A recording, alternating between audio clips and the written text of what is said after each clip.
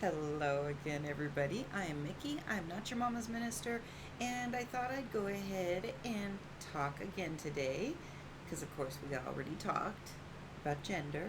Go watch it. Um, but today is the feast day of Anne of Cleves. So that's King Henry VIII's what, fourth or fifth wife? The German one.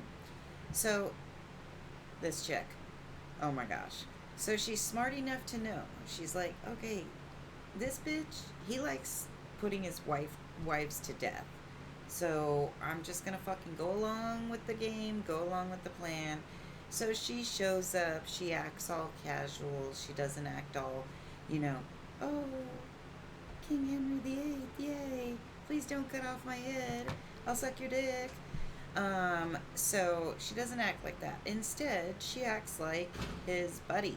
And because she acts like his buddy, not only does the marriage remain unconsummated, therefore not leading to any children that would have bound them in marriage, and so Henry would have just, you know, had her killed for some reason. And instead of doing that, they went ahead and were remained unconsummated. And um, Henry made it very clear that he didn't find Anne attractive, but Anne did all of the kind of best friend things. And if you are a male with a female best friend, or vice versa, um, uh, or since we were talking about gender today, I need to work on that as well. If you are a person who has a differently gendered friend, then you know that sometimes that is not only a lot of fun, but it also gives you ideas into that, that other mindset. And that's something that's super duper awesome. One of the reasons that I don't like chick flicks is they often start as friends. And I wondered, do they think that every time males and females are friends that it's going to turn into a romance? That's silly. So, primarily, and I know this because not only do I have a number of male friends that I've never banged, but my daughter grew up only having male friends. I think she might have one female friend. One. And it might be her sister in law. So it's that kind of thing. All of her friends have always been males. Um, and so that was never something that surprised me or anything like that. And so when oh fuck, what was I talking about? Oh yes. And so Anne of Cleves and Henry VIII, they, you know, played games together. They talked about politics. They talked about um, the social life. I mean, she was smart enough to become an indispensable friend. And so when he came to her and said, hey, listen, I want an annulment, she was like, fuck yes. And so then they agreed that they would just remain friends. He ended up giving her like lands and money, and called her something like my favorite sister or something like that. And he actually did have a sister. And so it was just a very, very nice friendship. And she didn't ever put herself in any position. In fact, she was very kind to his next wife. She was very kind to the next person who ruled, which, so after Henry VIII, there was somebody else before Elizabeth. I can't remember. But anyway, so she was just very gracious and intelligent and blah, blah, blah. And so today is an awesome day to work with her. And she's petitioned for not only making a good match, finding a good partner for yourself, but also I'm one of those people who doesn't have an issue with what are they called? Prenuptial agreements. And the reason that I don't have an issue with that is because sometimes when we're in love, we sit there and we think this is going to be forever. And so we don't make the smartest choices. whether we're led by our libidos or whether we are truly in love with that person um, for that moment, for the time being. And so making a decision that could affect the future, whether you're together or not. So many blessings on remaining together until the day that you die. But statistics show, and we also know that people change. It's a beautiful thing that people change. Whether people change for the negative or for the positive, it's still good to change. It's not good to just stagnate and rot. And so people change, and when people change, sometimes they do end up not fitting together. And that doesn't make either person a bad person. Choices that they make in that falling out of love or falling out of adoration, those are what makes it them be, they're doing bad things. Don't be a bad person. Don't be a bad human. But other than that, shit happens. And so prenuptial agreements protect people with money.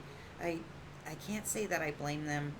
I've known upper middle class couples that have had each of their own children and then had children together, and then without the prenuptial agreements, one or the other ends up getting kind of fucked, and then the vice versa. I have not known anybody that had a prenuptial agreement personally that regretted it later. They never felt like, oh, I can't leave this relationship because I'm going to be destitute. Um, she'll take everything, or he'll take everything, that kind of thing. And so this is the same type of thing. Anne of Cleves is petitioned for the kind of not an easy out, but when your relationship has come to a stagnant point and you know that you're not in love anymore, but you also don't want to hurt the other person. You've spent years and years, or even months and months, and you don't want to hurt the other person. And that's a wonderful way to go into it. And so Anne of Cleves can be petitioned to help with that and to kind of use wisdom in order to leave uh, a dying relationship or a dead relationship. So I think that's it. That's all I wanted to talk about having to do with Anne of Cleves. And oh, actually, I want to add something in there. One of the things that I really admire about her is that she had a safety net. She had a plan and she had a safety net. One of the things that I'm really seeing in the news quite a bit, and I'm sure that it hasn't increased, but I haven't looked at the statistics, but people getting into relationships, especially because we meet people over the internet a lot of times. And so getting into relationships where they go somewhere and then they're stuck there because family doesn't have any money, and so they have no way to get back home. They have no way to get to safety. So I highly recommend keeping a second ID, and this is for men and women. There are men out there who go through this same kind of abuse. So please don't think that it's just us. So actually, I did it again. This is not just for men and women. This is for everybody. Um, and so the so keep a second ID, picture ID, and then an emergency contact card. You can just write it on a one of the little cards or a sticky note or something like that, and then a little bit of cash. So, and then possibly a debit card to a small savings account that nobody knows about.